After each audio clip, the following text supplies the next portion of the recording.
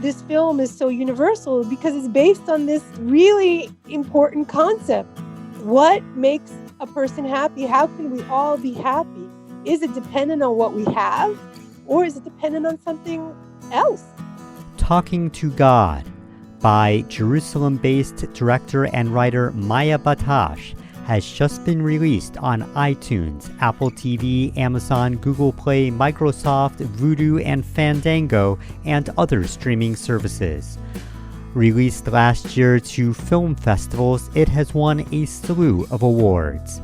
These include winner for Best Director and Best Actor for Zebedee Rowe at the Florida Comedy Film Festival, winner Best Comedy Feature at the Miraban UK Film Awards, and Best Actor for Sean Haberly, Best Feature Film winner at the Glorious Movie Awards, an official selection at the Australian Inspirational Film Festival and the South Texas International Film Festival, and other notable mentions.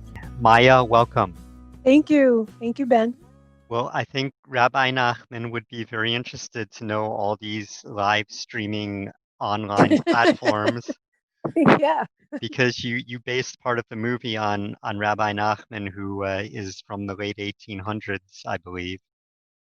Yeah, late 1700s, early 1800s. How does it feel to get awards and have this be recognized? Of course, I'm very, very grateful, but it's less about me. I'm happy for every award or every acknowledgement because it just raises the awareness of the film so that more people will want to see it and more people, can get something out of it. That's really what gives me more joy about it, is knowing that it just can help raise awareness. Now, Maya, when I saw the film last year screened in Jerusalem, there were rabbis and religious people in the audience, and it seemed to feel very much like a Jewish movie. Maybe that's just because we saw it in Jerusalem and that's who lives there. But some of the reviews, they didn't even mention anything about Judaism or Israel at all.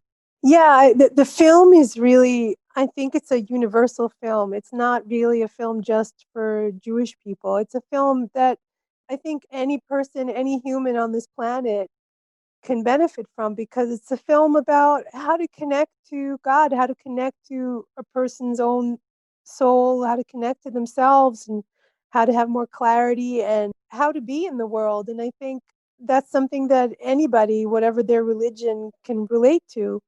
This actor, Sean Haberly, he won an award. Yeah, Sean won an award for Best Actor at Miraban UK Film Awards. Zebedee Rowe, who played the fixer, won an award at the Florida Comedy Film Festival for Best Actor. The film itself won Best Film in many festivals. Mm-hmm. And these two particular actors are not Jewish. Not that I know of. I don't think so. Tell us about the role of the fixer, and Sean is the movie mogul. Yeah, so The Fixer, it's based on a short story by Rabbi Nachman called, in Hebrew, it's Emunah and Bitachon, or Faith and Trust. It's a very cute, fun story that Rabbi Nachman told over, and I believe his main disciple wrote, Rabbi Natan. And it's about two main protagonists. One is the fixer and one is the king. Zebedee Rowe played the fixer, and the king was played by Sean Haberly. And they both did a great job. So there's a king, and the king says, I have everything in the world. I should be the happiest person in the world. There can't be anyone out there happier than me. So he says, let me investigate. So he goes out into his kingdom and he peeks into people's windows and he eavesdrops to see, is there anyone happier than him? And he peeks into people's windows and he looks and he looks, and everyone is unhappy. Everyone is complaining. Everyone has a problem and no one's happy. And then all of a sudden he sees this man, the fixer. He's singing and he's dancing and he's really happy. And the king follows him, and he lives in this little tiny broken down shack. He literally has nothing, but he looks like the happiest man in the world. And he can't figure out, why is this man so happy? And it doesn't make any sense because he's the king. He has everything. He should be the happiest.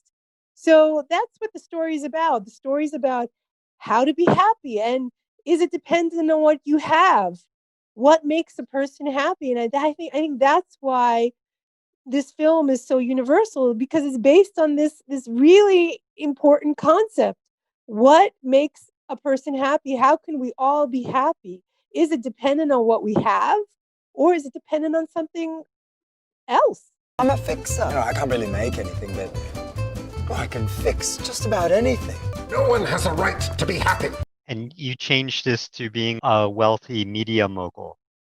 Yeah, because I wanted to connect it to a story about, a modern woman, a woman living in our times who's struggling and who's searching for happiness. So I tried to modernize Rabbi Nachman's story, and also connect it with this one woman's journey and kind of melt it together. So since we don't really live in an age where we live in little villages or shtetls with a king, I changed it to, well, he's, the king of Hollywood.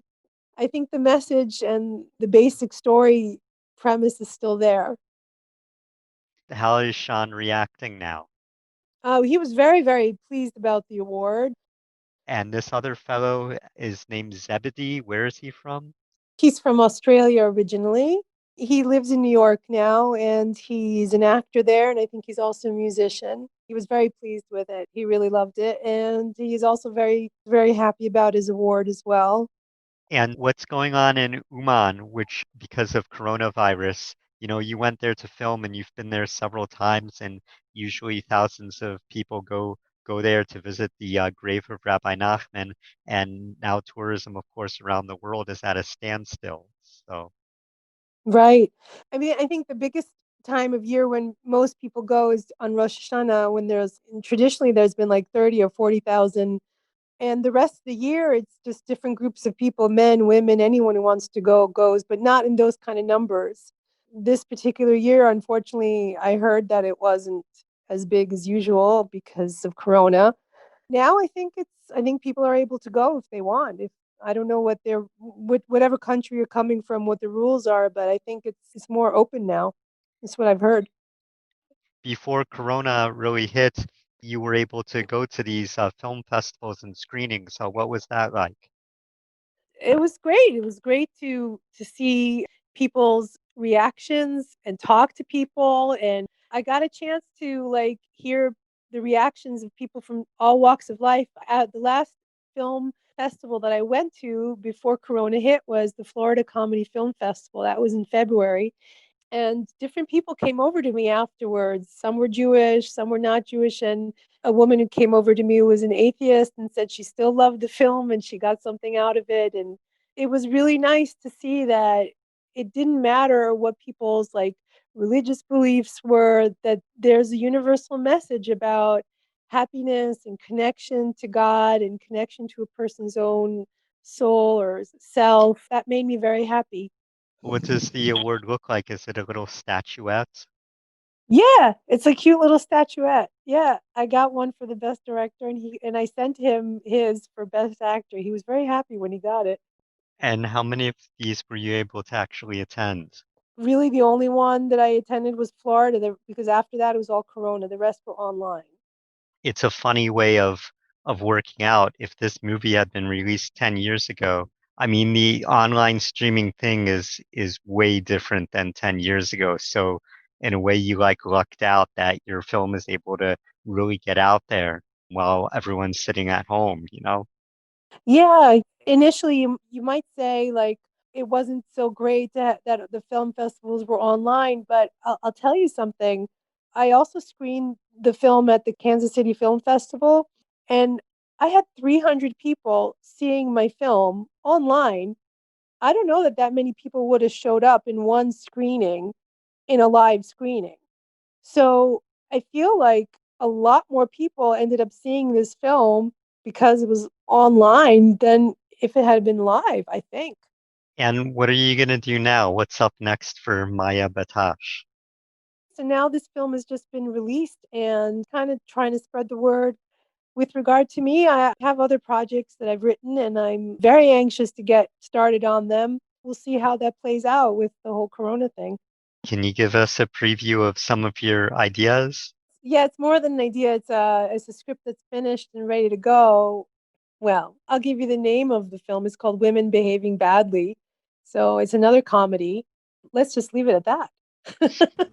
For more information on Talking to God, you can visit talkingtogodmovie.com. This has been Ben Bresky. Thank you for listening, and shalom.